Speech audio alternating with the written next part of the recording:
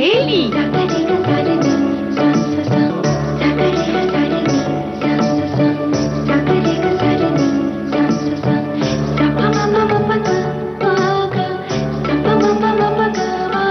सखी सहेली।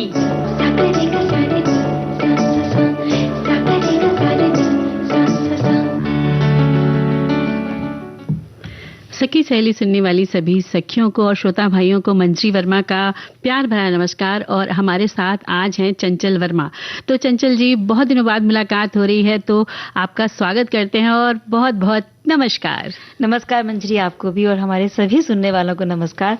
और जब भी हमारी ये जोड़ी साथ में आती है ना, तो बहुत सारे श्रोता इस बात का कमेंट करते हैं कि दो वर्मा बहनें या दो वर्मा सखियां साथ में हैं। क्या बात है। देखो, तो यूं तो हमारी मुलाकात होती है, लेकिन इस मंच पर आज हम वाकई बहुत दिन के बाद साथ में आए हैं। बिल्कुल, और बड़ा अच्छा भी लग रहा है। और इससे पहले भी हम लोग कुछ गप्पे मार रहे थे, तो उसमें भी बड़ा आनंद ले रहे थे कि व्यंजन की बात करेंगे तो व्यंजन की ही बातें चल रही थी, है ना। हाँ। और आज देखो हम लोग व्यंजन की बात करने वाले हैं। और बारिश के मौसम में कुछ खास व्यंजन बनते हैं जी, जैसे चाट पकौड़ी और तली हुई चीजों का एक खास मजा होता है खाने का। लेकिन आज जिन व्यंजन की हम बात करेंगे, ना तो वो चाट पकौड़ी है, ना कोई तली हुई चीजें हैं, बिल्कुल, लेकिन है वो पंजाब के बहुत ऑथेंटिक व्यंजन, पारंपरिक व्यंजन हैं जिन्हें बड़े चाव से बनाया जाता है, खाया जाता है।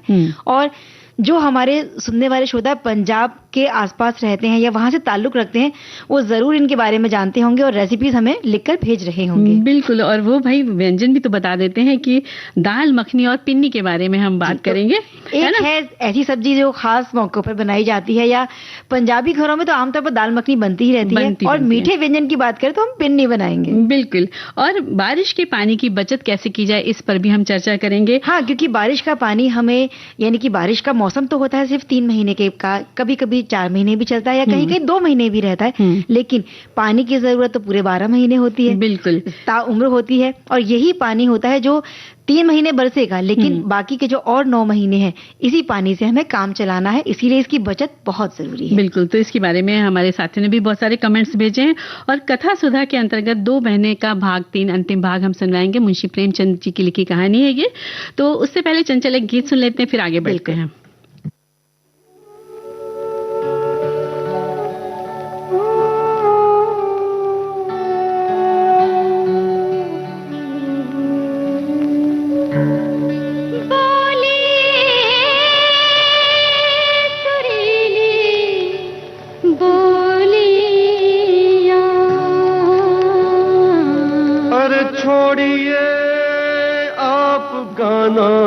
छोड़िए। हाँ? क्यों? क्या किया है मैंने?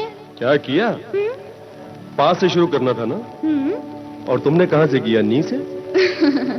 अच्छा बाबा, लो पास से शुरू करती हूँ। बोले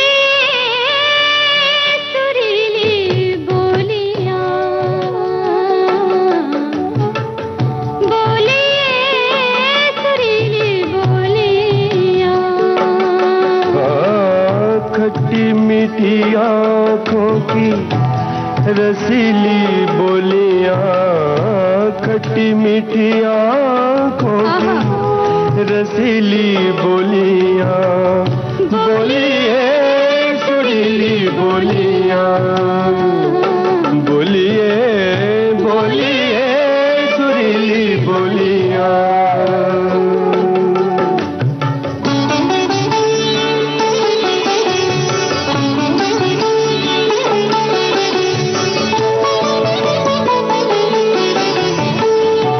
रात में गोले चांद की मिस्री,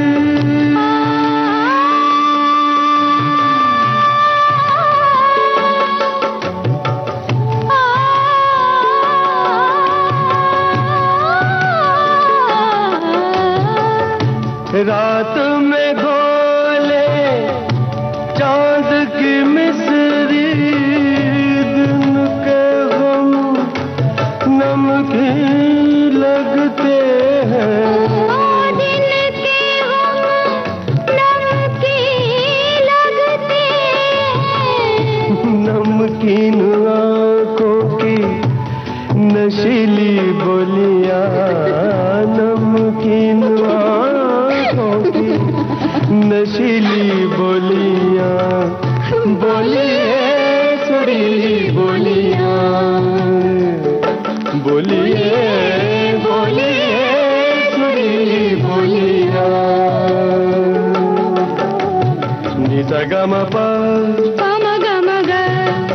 म ग प द प म ग म ग पानी द प द प म प म ग म ग पानी सा रे सा नि द प म प ग म ग स प गूंज रहे डूबते साए साए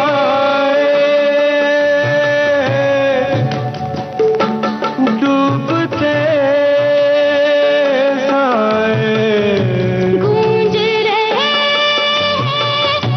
डूबते साए शाम की खुशबू हाथ लाए गूंज रहे हैं डूबते साए शाम की खुशबू हाथ न आए गूंजती आँखों की नशीली बोलियाँ गूंजती आँखों की नशीली बोलियाँ बोलिए सुरीली बोलियां। तो चंचल, कितना प्यारा सा ये गीत अभी हम लोगों ने सुना। गृह प्रवेश फिल्म का बहुत सुंदर गीत था और इसके बाद हम सुनने वाले हैं कहानी। तो कथा सुधा के अंतर्गत आज मुंशी प्रेमचंद की कहानी दो बहनें का तीसरा और अंतिम भाग हमारी सखियां और सखा सुनेंगे।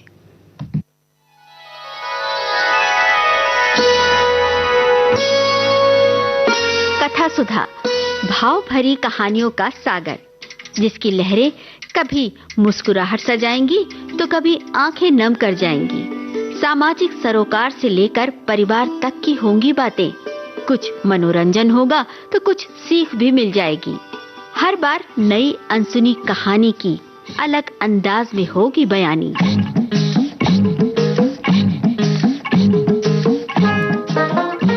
कहानी की मौलिकता बनाए रखते हुए श्रोताओं के लिए कार्यक्रम रोचक और सुगम हो, इसलिए कहानी में थोड़े बहुत बदलाव किए गए हैं। आशा है आपको कथा सुधा में डूबना अच्छा लगेगा। कथा सुधा में हम सुन रहे हैं मुंशी प्रेमचंद की कहानी दो बहनें। पिछली कड़ी में आपने सुना दो बहनें 2 साल बाद एक तीसरे अजीज के घर मिली और खूब रो धोकर खामोश हुई तो बड़ी बहन रूप कुमारी ने देखा कि छोटी बहन राम दुलारी सर से पांव तक गहनों से लदी हुई है। इस 2 साल में कैसे खून बरस गया, कौन जाने जेवर किसी से मांग कर लाई हो, कपड़े भी 2-4 दिन के लिए मांग लिए हों। उसे ये स्वांग मुबारक रहे। मैं जैसी हूं वैसी ही अच्छी हूं। आखिर राम दुलारी उससे गले मिलकर अंदर चली गई। गुरुसेवक ने कार बढ़ाई। रूप कुमारी ने उड़ती हुई निगाह से राम दुलारी का मकान देखा और ठोस हकीकत सलाख की तरह उसके जिगर में चुभ गई। 75 रुपया लाकर मेरे हाथ में रख देते हो और सारी दुनिया का खर्च। मेरा दिल ही जानता है कि मुझे कितनी कतर ब्योंत करनी पड़ती है। क्या पहनूं, क्या ओढ़ूं, तुम्हारे साथ जिंदगी खराब हो गई। गुरु सेवक को ही देखो, तुमसे कम पढ़ा है, उम्र में भी तुमसे कहीं छोटा है, मगर 500 रुपया महीना लाता है। और राम दुलारी रानी बनी बैठी है। यह सिलसिला कई मिनट तक जारी रहा और बेचारे उमानाथ खामोश सुनते रहे। रूप कुमारी क्या राम दुलारी की असलियत जान सकेगी? आइए सुनते हैं आज इस कहानी की तीसरी और अंतिम कड़ी।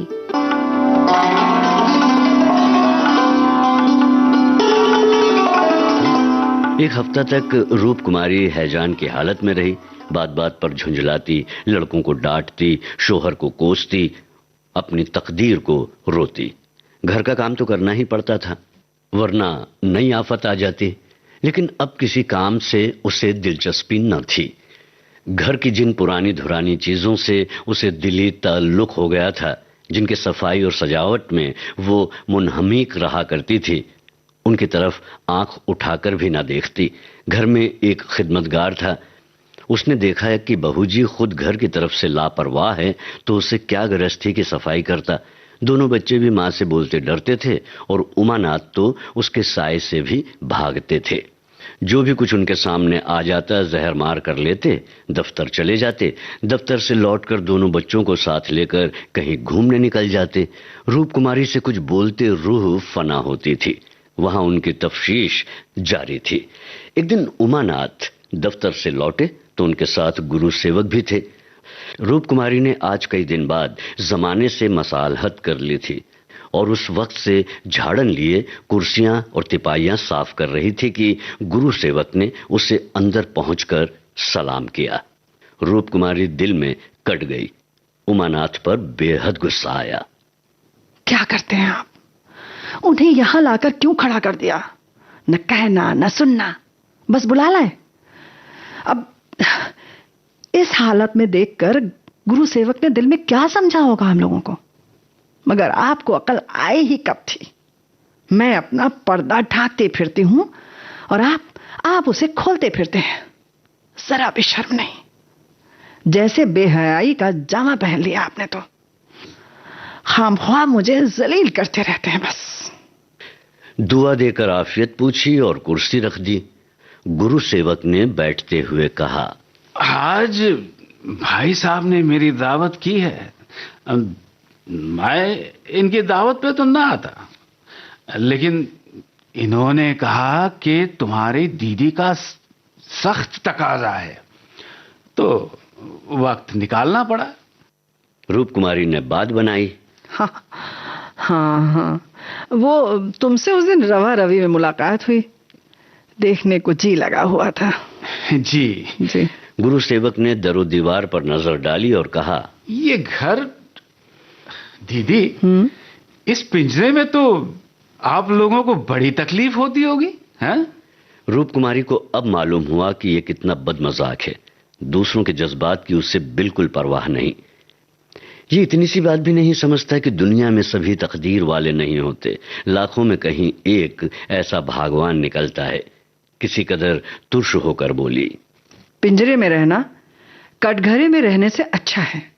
पिंजरे में मासूम चिड़िया रहती हैं, कटघरे तो दरिंदों का मस्कन होता है।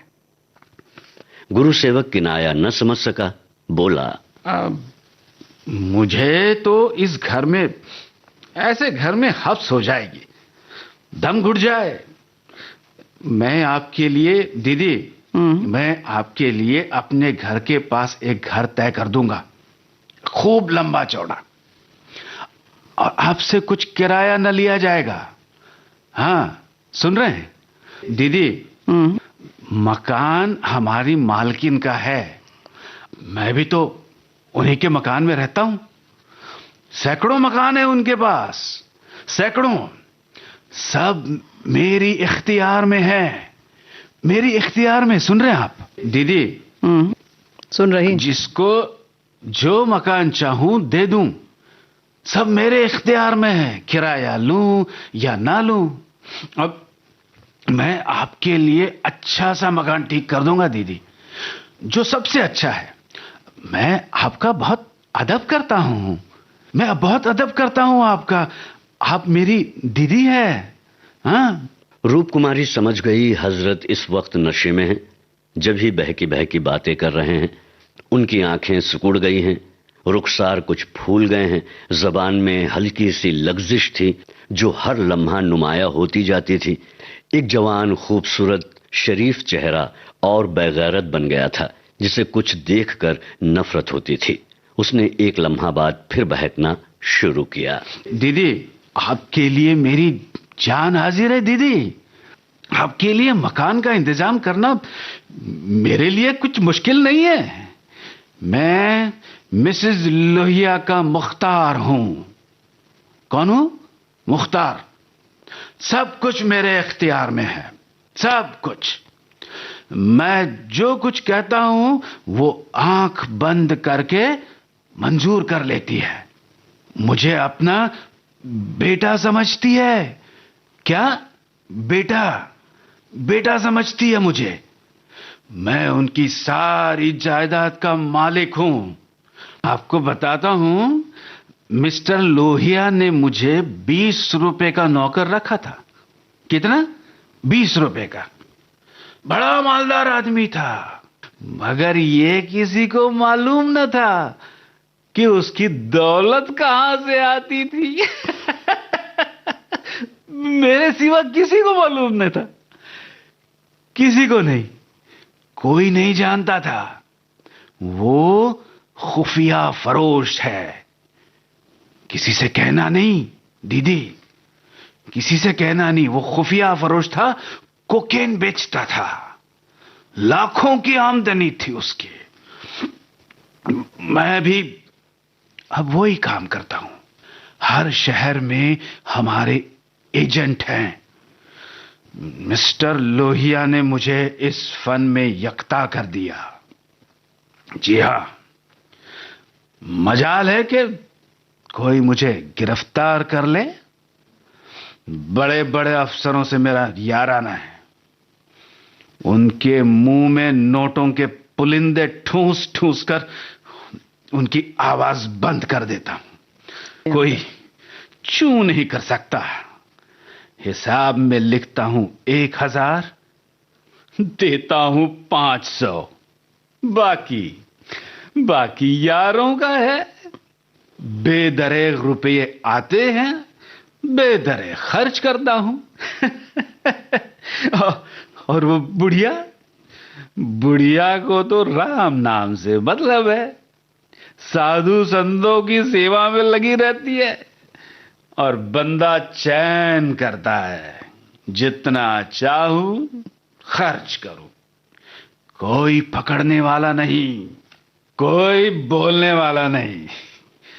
दीदी 1 मिनट, ये क्या है? थोड़े से रुपए। ये थोड़े से रुपए नहीं है, ये तो पूरा नोटों का बंडल है। ये इतने रुपए? दीदी क्या? ये आपके कदमों का सदका है। मुझे दुआ दीजिए।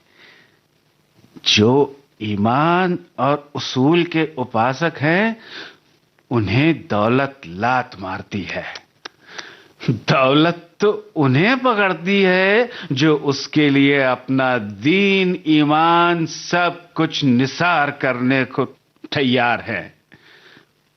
मुझे बुरा न कहिए, जितने दौलतमंद हैं सब लुटेरे हैं। मैं भी उन्हीं में से एक हूं। कल मेरे पास रुपए हो जाए और मैं एक धर्मशाला बनवा दूं, फिर देखिए मेरी कितनी वाह वाह होती है। कौन पूछता है कि ये दौलत मुझे कहां से मिली? किसी को भी देख ली, जो है सो अपने फन में माहिर है। काम इतना सा करते हैं, पैसा इतना सारा बना लेते हैं। अगर उनकी आमदनी जायज है तो मेरी आमदनी भी जायज है ना दीदी? जायज है ना?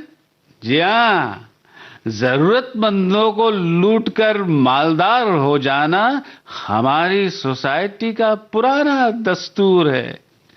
और दीदी, मैं भी वही करता हूं जो दूसरे करते हैं। और मेरी जिंदगी का मकसद है ऐश करना। मैं भी ऐश करूंगा दीदी, मैं भी लूटूंगा, समझे ना? ऐश करूंगा और खैरात करूंगा। कहिए तो गिनवा दूं, यहां कितने लोग जुआ खेलकर करोड़पति हो गए। न जाने कैसे कैसे गलत काम करके करोड़पति हो गए लोग दीदी। अब मैं भी तो वही कर रहा हूं। क्या गलत कर रहा हूं? मैं भी ऐश करूंगा, लूटूंगा मैं भी। अब मैं भी ऐश करूंगा, खैरात भी करूंगा।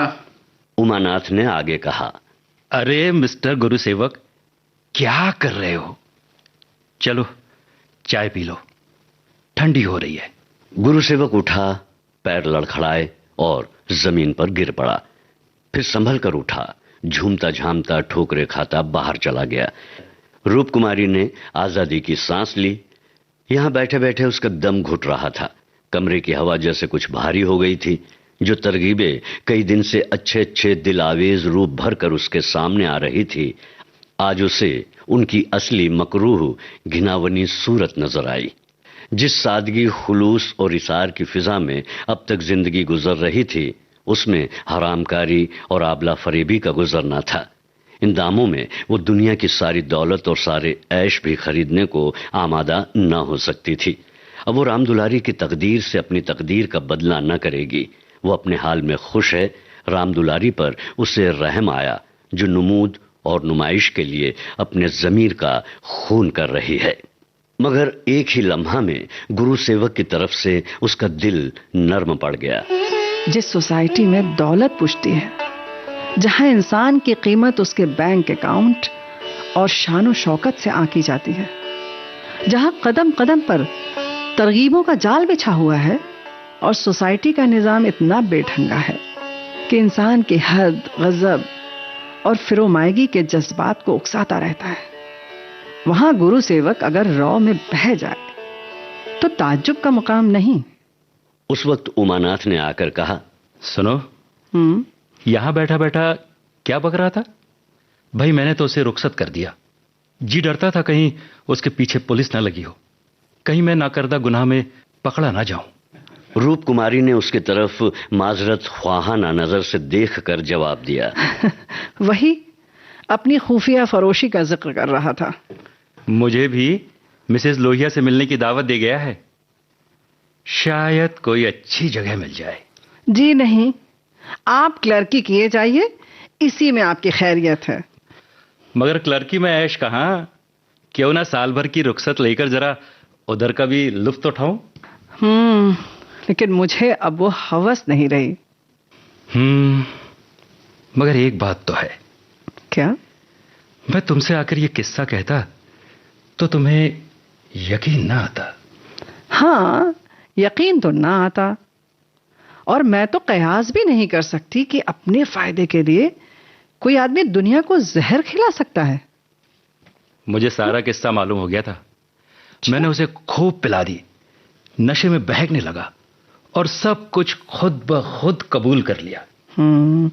वैसे ललचाई तो तुम्हारी तबीयत भी थी। हाँ, ललचाई तो है, मगर ऐब करने के लिए जिस हुनर की जरूरत है ना, वो कहां से लाऊंगा? ईश्वर ना करे कि वो हुनर तुम में आए। मुझे तो उस बेचारे पर तरस आता है। मालूम नहीं रास्ते में उस पर क्या गुजर है। नहीं, वो तो अपनी कार पर थे। रूप कुमारी 1 मिनट तक जमीन की तरफ देखती रही, फिर बोली, सुनो, तुम मुझे दुलारी के घर पहुंचा दो अभी। हाँ, ले चलो, शायद मैं उसकी मदद कर सकूं। जिस बाग की वो सैर कर रही है, उसके चारों तरफ परिंदे घात लगाकर बैठे हैं। शायद मैं उसे बचा सकूं। मुझे दुलारी के घर पहुंचा दो, शायद मैं उसकी मदद कर सकूं। कथा सुधा में आपने सुना मुंशी प्रेमचंद की कहानी दो बहनें की तीसरी और अंतिम कड़ी। पात्र परिचय इस प्रकार है: रूप कुमारी रेणु चतुर्वेदी, राम दुलारी ममता सिंह, उमानाथ अजेंद्र जोशी, गुरु सेवक जयंत पात्रिकर, सूत्रधार जी श्याम। प्रस्तुति अनुश्री पाठक, परिकल्पना एवं निर्देशन रेणु चतुर्वेदी। अगले हफ्ते कथा सुधा में एक नई कहानी के साथ हाजिर हो जाएंगे।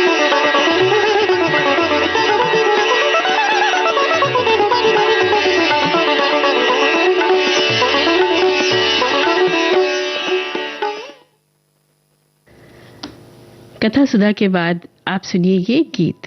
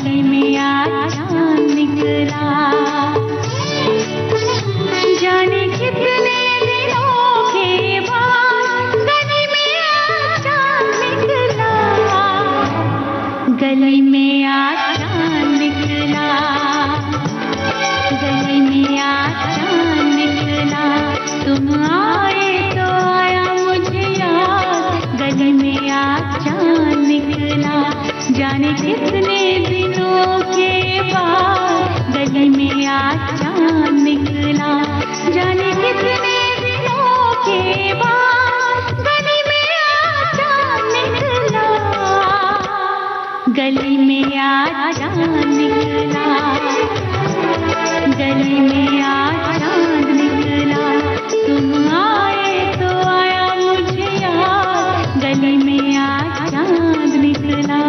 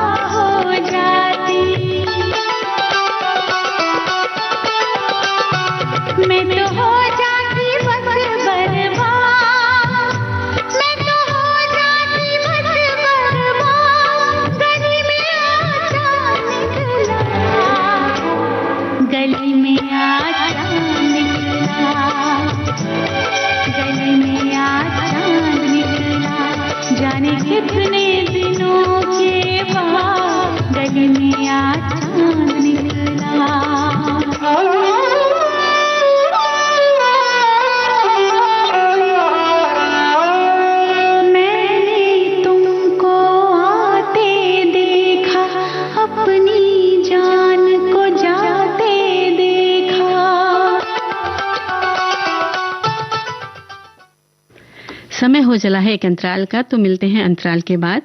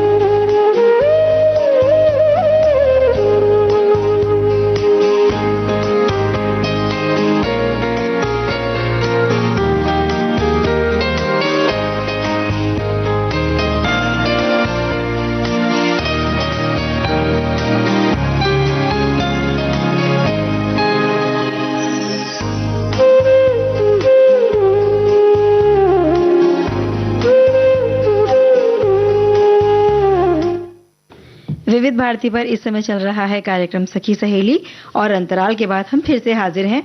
और अब हम बात करेंगे मौसम से जुड़ी, यानी बारिश की कुछ बातें। बारिश के पानी की बचत क्यों जरूरी है, क्यों करनी चाहिए। और अगर हम बात करें कि संदेश हमारे श्रोताओं के आ रहे हैं, तो आज एक बड़ा अच्छा संदेश मैंने पढ़ा। किसी श्रोता ने लिखा है कि आज विषय बहुत कम है, शायद विषयों की कुछ कमी पड़ गई है, इस तरह से हमारे श्रोता ने लिखा है। अच्छा। तो उनकी बात का जवाब सिर्फ मैं इतना देना चाहूंगी कि विषयों की कोई कमी नहीं है, लेकिन सोमवार का दिन है और आज के दिन होता है कथा सुधा, जो कि एक बड़ा विषय है जो समय बहुत ज्यादा लेता है। किसी भी कहानी को सुनने के लिए 15, 17, 18 इतने मिनट का समय लग जाता है, और इस दौरान अगर हम बहुत सारे विषय ले लेंगे तो उस विषय के साथ न्याय नहीं हो पाता, उस पर पूरी चर्चा नहीं हो पाती। फिर हमारे श्रोता जो संदेश भेजते हैं हमें बड़े प्यार से, उन संदेशों को भी हम सबको शामिल नहीं कर पाते। जबकि हमारी कोशिश ये रहती है कि हमारे श्रोता जो हमें संदेश लिखकर भेज रहे हैं, उनमें से ज्यादा संदेश उनके हम पढ़कर आप सब तक पहुंचा सकें। बिल्कुल। तो इसीलिए कथा सुधा का दिन था तो हमने विषय थोड़े कम चुने। बिल्कुल, तुमने सही बात कही है। सबको समझ में भी आ गया होगा कि क्या वजह है ना, तुमने रिप्लाई दे दिया। तो चंचल, बारिश का पानी प्रकृति का सबसे शुद्ध और मुफ्त उपहार है। बारिश का पानी जो है इसमें बहुत सारे पोषक तत्व पाए जाते हैं जो पेड़ पौधों के लिए बड़े फायदेमंद होते हैं। तभी तो इस दौरान सब तरफ हरियाली छा जाती है, मिट्टी की उर्वरक क्षमता बढ़ जाती है और बारिश के दौरान नदियां, नहर, बांध, कुएं, तालाब, बावड़ियां, झील और सागर, ये सब ऐसे जलाशय हैं जिनमें पानी खूब भर जाता है। वर्ष भर इनमें से पानी उपलब्ध रहता है। वर्षा का जल हमारी प्यास ही नहीं बुझाता बल्कि संपूर्ण जीवन और पर्यावरण के लिए अमूल्य है। और जैसा आपने शुरुआत में कहा ना कि इसमें बहुत सारे पोषक तत्व पाए जाते हैं, तो हमने देखा है बहुत सारे लोग सिर्फ झरनों का जो पानी है वो बोतलों में भर कर लेकर आते हैं और इस तरह का पानी आजकल तो बाजारों में बिकने भी लगा है, जो कि नेचुरल पानी होता है, उसमें किसी तरह की कोई मिलावट नहीं होती है, क्योंकि वर्षा के पानी की और हमें पूरे साल भर इस जल को चलाना है, तो इसीलिए इसकी एक एक बूंद को बचाना बहुत जरूरी है। और इसे इकट्ठा करने के या बचाने के बहुत सारे तरीके हैं। और पीने के पानी के लिए बात करें, फिल्टर करने की और शुद्धिकरण की, तो वर्षा के पानी को भी पीने लायक बनाया जा सकता है। बिल्कुल। और घरेलू कार्यों के लिए उपयोग में भी लाते हैं, जैसे कपड़े धोने हुए, बर्तन साफ करना, फर्श की सफाई और शौचालय में भी उपयोग किया जा सकता है। सिंचाई के लिए जैसे खेतों, बगीचों और किचन गार्डन की सिंचाई में बारिश का जल बहुत उपयोगी होता है। और मंजरी, मुझे याद है बहुत सारे जो बड़े बड़े कपड़े होते थे, दरियां होती थी, जिन्हें हम आमतौर पर धो नहीं पाते हैं, तो छतों पर बारिश के दिनों में उनको रख दिया जाता था और फिर महिलाएं उन्हीं पर थोड़ा सा ब्रश चला के उन्हें साफ करके, तो इस तरह से भी वर्षा के जल का उपयोग करते थे। बिल्कुल। और साथ में वो लोग खुद भी नहा के आनंद भी ले लेती थी, बारिश में भीगने का आनंद भी मिल जाता। और ऐसे कपड़े जिन्हें हाथ से धोना जल्दी से संभव नहीं हो पाता। आज भी चंचल हम लोग यही करते हैं कि जब कभी बारिश होने लगती है ना, तो डोरमेट सारे बाहर डाल देते हैं कि जल्दी से पानी से धार से पड़ के उनकी धूल निकल जाए, तो इसका एक फायदा मिल जाता है। और चंचल, पशु पक्षियों के लिए वर्षा जल उनके पीने के पानी की जो है वो उसकी मात्रा मिल जाती है उन्हें, और साफ सफाई के काम भी आता है। उद्योगों में शुद्ध किए गए वर्षा जल का उपयोग विभिन्न प्रक्रियाओं में करते हैं। पर्यावरण संरक्षण के लिए वर्षा जल हरियाली बढ़ाता है, मिट्टी की नमी बनाए रखता है और जैव विविधता को सहारा देता है। बहुत सारी जगह ऐसी होती है ना, खासतौर पे हम जंगलों की बात करें जहां पानी डालने पौधों में कोई भी नहीं जाता, तो ये जो बारिश का पानी है ये साल भर तक मिट्टी में जो नमी बन जाती है उससे, उसी से वो जो पेड़ पौधे हैं वो साल भर तक हरे हरे रहते हैं। हमने अपने सामने भी देखा है कि मुरझाया सूखा पौधा भी हरा हरा हो गया, पत्तियां निकल आई, तो देखकर बहुत अच्छा लगता है कि लगता है बारिश इन लोग के लिए एक मुफ्त उपहार है। और आग बुझाने और आपातकालीन उपयोग, संग्रहित वर्षा का जल जो है उपयोग आता है इन आपात स्थितियों में किया जा सकता है। घर के आंगन या बगीचे में अधिक से अधिक पेड़ पौधे लगाएं जिससे पानी जमीन में समा सके। सीमेंट की जगह जहां संभव हो मिट्टी या इंटरलॉकिंग पक्की सतह रखें ताकि वर्षा का पानी जमीन में जा सके। और बहुत सारे तरीके हैं मंजरी कि हम बारिश के पानी को बचा सकते हैं। रेन वाटर हार्वेस्टिंग जिसे हम कहते हैं अंग्रेजी में, और बहुत सारे जो बड़े सोसाइटी हैं महानगरों में, जो बड़ी बिल्डिंग है वहां पर रेन हार्वेस्टिंग प्लांट लगाए जाते हैं। स्कूल, कार्यालय, किसी भी बिल्डिंग की छत पर गिरने वाला जो पानी है उसको इकट्ठा करके जमीन के अंदर तक पहुंचा दिया, तो बहुत बड़े बड़े टैंक बनाए जाते हैं और ये पानी इतनी ज्यादा मात्रा में इकट्ठा हो जाता है कि उस सोसाइटी में, उस बिल्डिंग में साल भर भी आपूर्ति दे देता है। बिल्कुल। और इसमें छत पर गिरते पानी को पाइप के माध्यम से नीचे लाया जाता है और फर्स्ट फ्लश सिस्टम से गंदे पानी को अलग निकाल दिया जाता है जिससे धूल, मिट्टी और पत्तियां टैंक में ना जाएं। फिल्टर यूनिट के द्वारा बजरी और चारकोल डालकर पानी साफ किया जाता है और भंडारण टैंक में साफ पानी जमा कर लिया जाता है। और इसका दूसरा तरीका एक ये भी है कि रिचार्ज पिट, इसमें पानी को जमीन में उतारना होता है और इसमें घर या किसी भी भवन जो है, इमारत जो है, उसके पास 3 से 6 फीट का गड्ढा बनाया जाता है। उसमें ईंट, गिट्टी और फिर रेत भरी जाती है। पानी को पाइप से इसमें गिराया जाता है और इस तरह से भूजल स्तर जो है वो बढ़ जाता है। और इसके साथ साथ एक सोक पिट यानी सोखता गड्ढा भी तैयार करना एक साधन है कि रिचार्ज कुओं, हैंडपंपों या बोरवेल के माध्यम से भूजल स्तर बढ़ाना। खेतों में तालाब बनाकर पानी संचित करना भी एक जरिया है और गाँव में चेक डैम और छोटे बांध बनाना, तालाब, झील और पोखरों का संरक्षण एवं गहरीकरण करना होता है। तो इस बारे में और बात करेंगे, लेकिन मुझे लगता है हम गीत भी सुनते हुए चलें, आगे बढ़े।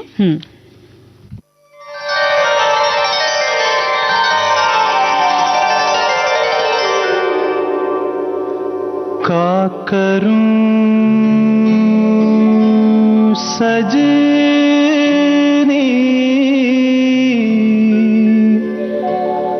आए न बालम का करूं सजनी आए न बालम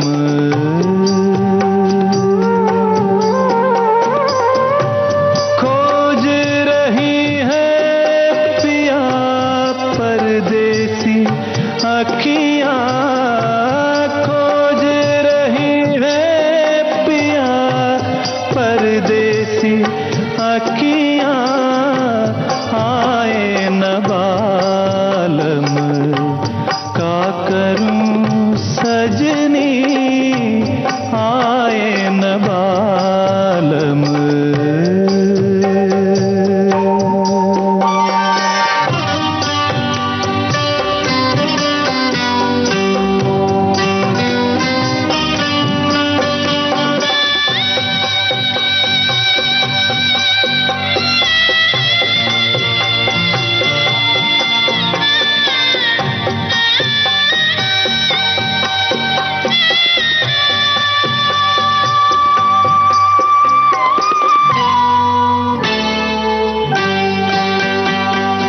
जब भी कोई आहट होवे मनवा मोरा भागे देखो कहीं टूटे नहीं प्रेम के ये धागे है मतवारी प्रीत हमारी छुपे ना छुपाए छुपे ना छुपाए सावन हो तुम मैं हूँ तोरी बदरिया आए न बालम का करूं सजनी आए न बालम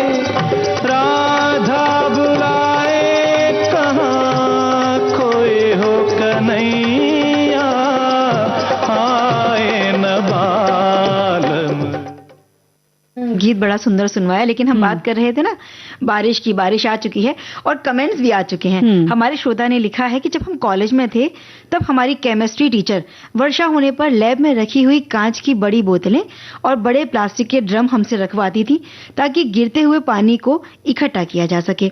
बाद में हम इस एकत्रित पानी का उपयोग प्रयोगशाला में किया करते थे, क्योंकि ये जल प्राकृतिक रूप से वाष्पीकरण और संघनन द्वारा डिसिल्ट होकर बरसता है, इसीलिए जमीन पर गिरने से पहले की पूरी तरह स्वच्छ और मृदु यानी कि सॉफ्ट होता है। और हमारे एक साथी लिखते हैं, चंचल, बारिश के पानी को बचाने का महत्व ये गर्मी में पानी की कमी से राहत देता है और इससे जो भूमिगत जल है उसका स्तर सुधरता है। कण में जो जल और उसका स्थल सुधरता है, इसको आप निम्नलिखित तरीकों से बचा सकते हैं। जो आपकी छत में पानी गिर रहा है, बारिश का वहां पर पाइप लगा दे, वो पानी पाइप में जमा हो जाएगा और इसको आप संचय कर सकते हैं और अपने रोजमर्रा के कामों के लिए उसे इस्तेमाल में ले सकते हैं। आंगनों में भी आपके जो बरसात का पानी गिरता है उसको भी आप आंगन से संरक्षण कर सकते हैं, यानी बाल्टी ड्रम वगैरह रख के आप कर सकते हैं। और इसी के साथ अन्य संदेश है कि कल बचाना है तो जल बचाना है। बारिश एक वरदान की तरह है, बस हमें इसके पानी का प्रबंधन कैसे करना है इस बात को सीखना होगा। प्रकृति किसी से कुछ लेती नहीं, बस देती है। उसी ने हमें जीवन दिया और जिंदा रहने के साधन भी दिए, जैसे सांस लेने के लिए ऑक्सीजन और जिंदा रहने के लिए जरूरी मीठा पानी, यानी ये वो पानी है जो हमें जिंदा रखता है। बाकी खारा पानी तो अथाह भरा पड़ा, यानी कि समंदर की बात कर रहे हैं कि भूजल स्तर पर यानी कि पृथ्वी पर कितना पानी है, लेकिन इसे पीने लायक बनाना बहुत ही सीमित है। शायद इसीलिए बारिश आती है और पानी के भंडारण के लिए सूरज की गर्मी खींच ले जाती है, वहीं पानी के रूप में प्रकृति से वापस लौटा देती है। क्या बात है। और कटे हुए टीडीएस की तरह उस पानी को हमें सहेज कर उसका उपाय करना चाहिए। जी, बहुत अच्छी सी बात लिखी है। और एक इसी तरह चंचल हमारे साथी और लिखते हैं कि बारिश के पानी की बचत ही असल में अपने कल की सुरक्षा है, क्योंकि धरती पर जितना पानी है वो सीमित है और हर बूंद अनमोल है। प्रकृति हमें मुफ्त में बारिश का उपहार देती है।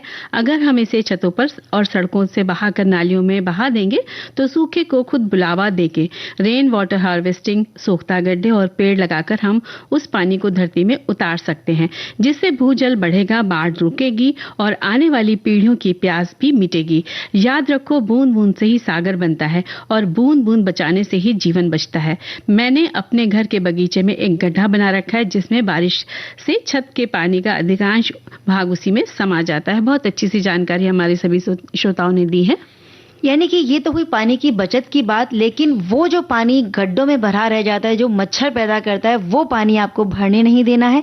ये जो पानी हम संचय की बात कर रहे हैं, ये वो पानी का भराव है जो हमें आगे तक काम देगा। रेन वाटर हार्वेस्टिंग एक अलग चीज है और गड्ढों में पानी जमा हो जाना, उस पानी का ना सूखना, जो बीमारियां जिससे बनपती हैं, वो एक अलग चीज है। तो दोनों ही बातों को ध्यान रखना है। बिल्कुल। और हमारी एक साथी लिखते हैं कि कथा सुधा और पंजाब के व्यंजन सुनने की उत्सुकता है। बारिश का पानी बचाने के लिए हमारी सोसाइटी में छत पर जमा हुआ पानी पाइप डालकर आसपास के जमीन में छोड़ दिया है। भूजल वृद्धि से सोसाइटी की बोरवेल अच्छे से भरी रहती है, सोसाइटी की बगिया खिली रहती है। बारिश के पानी की बचत कैसे करें, इस विषय पर हम सोसाइटी के बच्चों का वर्कशॉप लेते हैं। कथा, कविता और प्रतियोगिता के माध्यम से उन्हें भी अच्छा से सतर्क करवाते हैं, यानी उनको भी जानकारी दिलवाते हैं। बहुत अच्छी सी बात आपने लिखी है। और सही बात है कि हमारी आने वाली पीढ़ी को भी हमें ये बात सिखानी है, क्योंकि हम तो आज हैं नहीं रहेंगे, लेकिन आने वाली जो पीढ़ी है उनके लिए पानी का स्तर कम ना हो और एक एक बूंद, मतलब जो बोतल है वो खरीद कर हमें लेनी पड़ेगी और तब हमें कीमत समझ में आएगी। तो उस नौबत तक हम पहुंचे ही ना अगर हमें आज ही से ही इस पानी का अगर संचय करना शुरू करेंगे। बिल्कुल। और एक साथी लिखते हैं, बारिश के पानी की बचत करना चाहिए। पहले देखती थी कि बारिश का हुआ तो घर के आंगन में एक दो खाली बर्तन, बाल्टियां और बड़े बड़े बर्तन रख दिया करते थे और उसमें बारिश का पानी जो इकट्ठा करते थे वो कपड़े धोने के काम आता था। दादी उसे साफ बोतल में भर के रख देती थी और उससे अपनी आंखें धोती थी। तो भाई ये जानकारी तो आपने उनके अनुभव से लिखी है, तो इसको हम ये नहीं कह सकते कि भाई आप इस पर आप अपना है, मेरा सुन के ना अपना है। जो उन्होंने लिखा है वो अपनी यादें लिखी हैं। और जल संचय अभियान लिखते हुए हमारे एक साथी ने लिखा है कि 1986 और 87 की ये बात कर रहे हैं। गुजरात के सौराष्ट्र विस्तार में बारिश बहुत ही कम बरसी थी, तब अकाल जैसी परिस्थिति हो गई थी वहां पर। और ग्रामीण क्षेत्रों में किसानों को खेतों में पानी संचय करने का अभियान चलाया गया, जिसे ढलान वाली जगह पर खेतों में के गोल किनारे या चौरस खुदाई करके कुंडी बनाकर बरसात के पानी का भरना। बाद में जब मिट्टी नीचे बैठ जाती है तो ऊपर सीमेंट के पाइप द्वारा उनमें पाइप डाले जाते हैं कुएं की तरह, और इस तरह से उस पानी को काम में लिया जाता है। उसके बारे में उन्होंने पूरी जानकारी लिखकर भेजी है। चलिए अब गीत सुन लें।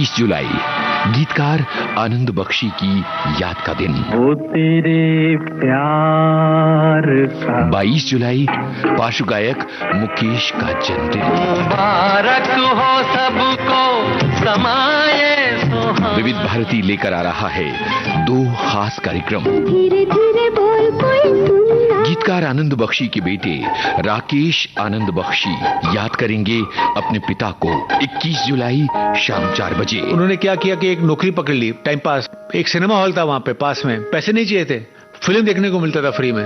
वो छड़ी से जो उनको मार पड़ी है, उसके बाद जबरदस्त मार पड़ी। 22 जुलाई को स्टूडियो में होंगे 2 गायक मुख्तार शाह और गोविंद मिश्र, जो गाएंगे मुकेश के ढेर सारे गाने। होठों पे सच्चाई रहती है, जहां दिल में सफाई रहती है। हम उस देश के वासी हैं, जिस देश में गंगा बहती है। और बताएंगे क्या जगह है मुकेश की उनके जीवन में। वो उनकी तो एक दिल में छवि ऐसी है कि जिसको बोलते हैं ना कि पूजा जाता है। वो अगर होते तो शायद मैं पैर पकड़ के बैठा ही रहता। याद रखिए 21 और 22 जुलाई शाम 4 बजे सिर्फ विविध भारती पर। सुनो जी सुनो, हमारी भी सुनो। तो चंचल, अब हम लोग बातें करेंगे खाने पीने की, व्यंजन की बात करेंगे। तो पिन्नी जो है ना, पंजाब का जो व्यंजन है, ये पारंपरिक रूप से उड़द दाल की बनाई जाती है। वैसे लोग इसे आटा, मैदा, किसी अन्य आटे से भी बनाते हैं, लेकिन उड़द दाल की पिन्नी किस तरह बनाई जाती है, इसकी बड़ी एक अच्छी सी रेसिपी हमें मिली है, हमारे श्रोता की तरफ से ही मिली है। तो हम बता दें, इसके लिए हमें सामग्री चाहिए: धुली उड़द की दाल 500 ग्राम, देसी घी 250 ग्राम, बूरा या फिर पिसी हुई चीनी आप ले सकते हैं 300 ग्राम, और इलायची पाउडर 1 छोटा चम्मच, और अगर आपको स्वाद ज्यादा चाहिए तो आप 2 चम्मच भी ले लीजिए। काजू, बादाम करीब करीब 50-50 ग्राम लेने हैं, बारीक कटे हुए। और इसे बनाने का जो तरीका है, कमेंट्स में जिस तरह से बताया गया है कि उड़द की दाल को 4 से 5 घंटे के लिए पानी में भिगो दें। इसके बाद पानी को छानकर दाल को मिक्सर में थोड़ा सा दरदरा सा पीस लीजिए। फिर एक भारी तले की कढ़ाई में घी गर्म करके इस पिसी हुई दाल को डालें और धीमी आंच पर तब तक इसे भूनना है जब तक कि इसका रंग सुनहरा ना हो जाए, अच्छी खुशबू ना आने लगे। अब इसमें कटे हुए सूखे मेवे, इलायची का पाउडर डालकर फिर से 2 मिनट भूनना है और इसकी आंच को बंद कर देना है। मिश्रण जब थोड़ा ठंडा हो जाएगा तब इसमें गुड़ या फिर पिसा हुआ चीनी, बूरा जो भी है वो अच्छी तरह से मिला दें, और जब तक ये हल्का गुनगुना है तभी तक हाथों में थोड़ा घी लगाकर गोल गोल या अंडाकार किसी भी तरह की शेप में इस पिन्नी को आकार दे दीजिए और बस एयर टाइट डब्बे में पैक करके रख दीजिए और आनंद लीजिए। बिल्कुल। और देखो, एक उड़द दाल और राजमा की जो रेसिपी बताई गई दाल मखनी की, तो उड़द और राजमा को अच्छे से धोकर पानी में भिगोइए। रात भर भिगे हुए दाल में राजमा को छान लीजिए और 2 कप पानी और नमक डालकर प्रेशर कुकर में 7 सीटी बजने तक इसको पकाइए। खोलने से पहले भाप को पूरी तरह निकाल दीजिए। दाल को मथनी से अच्छी तरह से फेंट कर रख दीजिए। तड़के के लिए एक गहरे पैन में मक्खन को गर्म करके उसमें जीरा डालिए। जीरा, उसके साथ साथ उसमें हरी मिर्च, दालचीनी, लौंग, इलायची, प्याज डालिए और भूनिए, और उसमें अदरक लहसुन का पेस्ट, लाल मिर्च पाउडर, हल्दी, टमाटर पल्प डालिए और मध्यम आंच पर तेल छोड़ने तक पकाइए। और इसमें दाल, नमक और जरूरत के अनुसार 2-3 टेबल स्पून पानी डालिए और 10-15 मिनट तक उबालने दीजिए। इसमें फ्रेश क्रीम डालकर अच्छी तरह से मिलाइए और धीमी आंच पर 2 से 3 मिनट तक पकाइए और धनिया और फ्रेश क्रीम से सजाकर गरम गरम आप सर्व कीजिए। और इन रेसिपी के बाद अब आनंद लेते हैं गीत का।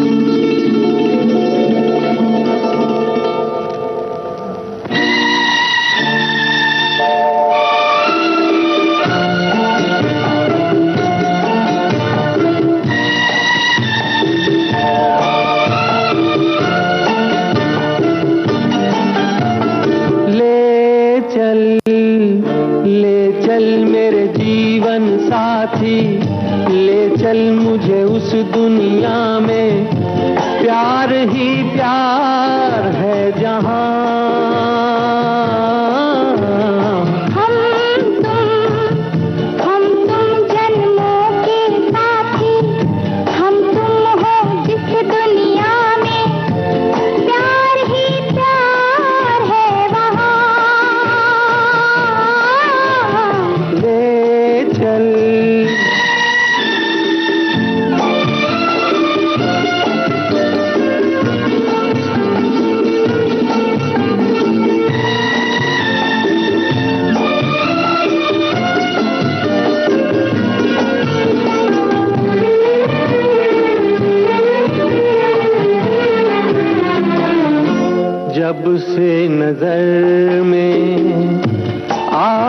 बसे हैं जब से नजर में, आप बसे हैं, मस्ती सी छाई है आँखों में।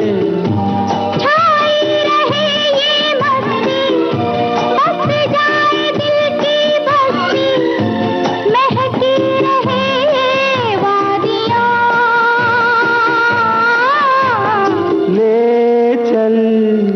ले चल मेरे जीवन साथी, ले चल मुझे उस दुनिया में, प्यार ही प्यार है जहां, ले चल। तो देखो चंचल, देखते ही देखते समय कितनी तेजी से चला गया और अब हमको भी चलने की तैयारी करनी चाहिए। तो बिल्कुल। सभी से लेते हैं विदा, सभी को मंजरी वर्मा और चंचल वर्मा का नमस्कार।